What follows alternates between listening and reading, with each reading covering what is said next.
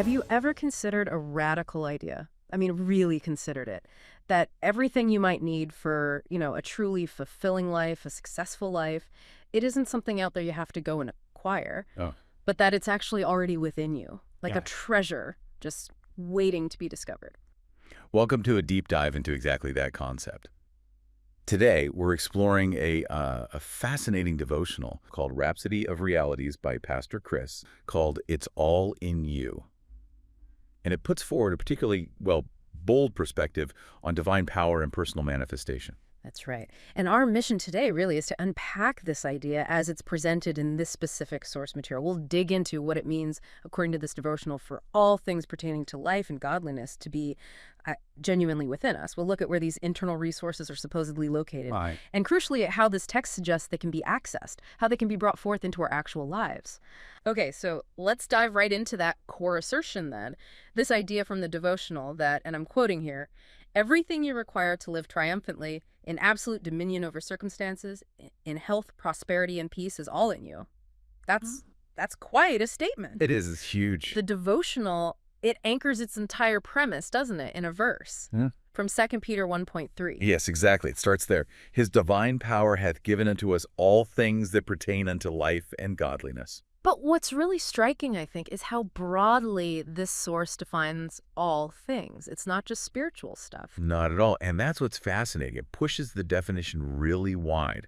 The devotional interprets all things to mean, everything you need for what it calls triumphant living. Okay. So that includes absolute dominion over circumstances, health, prosperity, and peace. Right, the big concepts. But then it gets really specific, really granular. It says this also includes all the money you'll ever have. Wow. All the cars you'd ever drive, the clothes, houses, and everything you'd ever own and enjoy in this life. So wait, money, cars, houses, these very external, tangible things. The devotional says these are part of the all things given by divine power. That's what it states, yes. Yeah. It bundles the spiritual and the material together under that umbrella. Okay, and here's where it gets really mind-bending for me.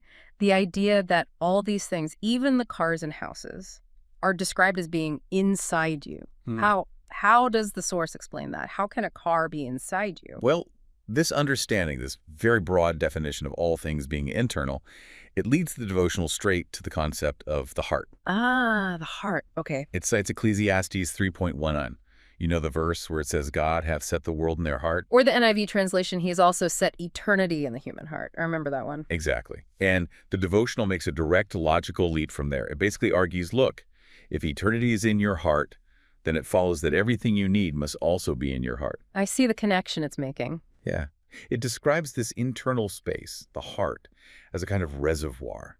And everything inside is just waiting to be released through your faith and actions. So if I'm getting this right, the devotional is suggesting that the actual quality of your entire life, including health, money, circumstances, isn't fundamentally down to external stuff like, your job or your bank balance, but it's actually depicted as residing primarily within this internal heart space. That's the core argument, yes. Yes. It shifts the locus of control, or perhaps the locus of resource, entirely inward. Which then naturally leads to the question, okay, if this treasure chest is supposedly brimming with potential inside us, how does this devotional say we actually unlock it? What's the mechanism? How do we get the car out of the heart, so to speak? Yeah, that's the practical bit, isn't it? The source points heavily towards manifestation, specifically through our words. Brings up Luke 6.45.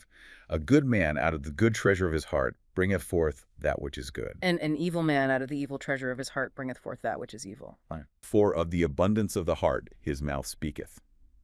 Exactly. So the devotional emphasizes this cause and effect. Good things, bad things, they originate from the heart, according to this view. Okay. And then they are brought forth. That's the key phrase. They're brought forth by your words. So speaking becomes the vehicle, the way to externalize what's already internal. Precisely. Your words are presented as the activating agent, the bridge between the internal reservoir and external reality. That's a powerful connection. Language shaping reality, essentially. The devotional also uses that analogy, doesn't it? The seed analogy. It does, yeah. It's quite vivid. It says, you're like a seed, fully equipped with everything you need to become a fruit, a plantation, and a forest. So suggesting we're intrinsically preloaded almost Yeah. for massive growth and abundance. That's the picture it paints. Inherent potential for something huge. Hmm. But crucially, just like a real seed needs water and soil and sunlight. Right, it doesn't just happen. Exactly. The devotional argues there's an activation process needed for this internal potential, too. It stresses that you must grow in the knowledge of God's word and speak accordingly. Okay, so knowledge first, then speaking in line with that knowledge. Yes. And it references 1 Corinthians 2:17, which talks about which things also we speak. So this conscious act of speaking in alignment with this specific spiritual knowledge Yeah. that is presented as how you activate what God has deposited in your spirit. So knowledge informs the words, and the words activate the internal deposit, making it manifest externally. Is that the flow? That's the model presented in this devotional, yes. Knowledge, aligned speech, then manifestation of the internal reality. Okay, so we've spent some time really digging into the core ideas of this devotional. It's all in you. We've explored how it presents this idea that divine power has already equipped us with, well, everything for life and godliness. Everything. Identifying the heart as this profound internal reservoir. Yeah, the storage place. And then words, spoken words aligned with specific knowledge as the key, the pivotal key to unlocking all that potential. It's a very distinct perspective as laid out in this source. And it really does challenge, the more common ways of thinking. It fundamentally shifts the focus, doesn't it?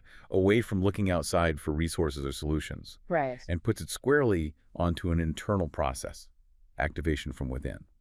So wrapping this up, what does this perspective as presented here mean for you, the listener? If you were to entertain this idea, even just hypothetically, that everything you require is genuinely already within you, what might that change? How might that shift how you approach your goals, or maybe how you face challenges? Yeah, or even just how you perceive what's actually possible for your life. It definitely invites some reflection. It makes you consider, okay, what seed might I be right now? What potential forest is waiting inside, according to this way of thinking?